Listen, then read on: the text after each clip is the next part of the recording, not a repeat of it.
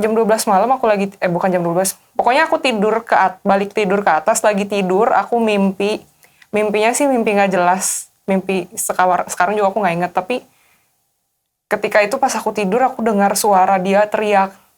Say, kayaknya aku gak kuat lagi deh.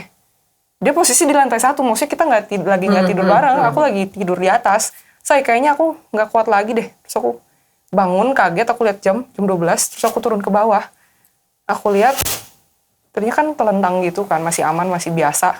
Masih aku video-videoin itu jam 5:30 pagi tuh. Terus tapi pas yang jam 12 itu dia kayak lagi tidur, kayak mau ngebalik. Kakinya masih telentang, tapi badannya kayak mau ngebalik gitu kan. Terus kepalanya ini. Aku udah deg-degan kan. Terus pas aku buka, udah agak biru. Terus aku agak panik, aku ketepok-tepokan, kok. Gak respon, udah aku teriak semua, saya panggil satu orang.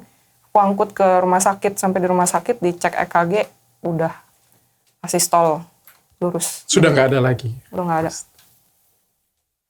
Jadi kejadiannya antara jam 12. Dokter gak berani bilang jam berapa. Karena dia gak tahu kan, maksudnya begitu jam kematiannya tuh pasti datang aja. Cuma pas aku bawa tuh masih anget itu.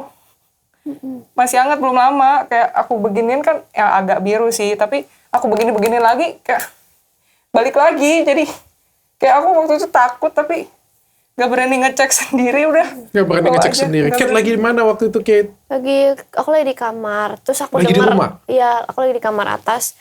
Aku dengar tolong kayak gitu kan. Tolong, aku langsung ke bawah. Udah takut, terus disuruh ini bawa ke rumah sakit. Terus aku sama mbak, sama supir gotong gitu bawa ke mobil, panik banget. Dia pas di mobil tuh udah kan tante bilang coba cek nadinya sama nafasnya. Terus aku udah cek, sebenarnya nggak ada, tapi kayak mungkin aku salah gimana, jadi aku nggak berani menyimpulkan gitu sih. Tapi sudah ada firasat belum dari keluarga sebelumnya? Gak ada, benar-benar tiba-tiba ini. Benar-benar tiba-tiba. Iya.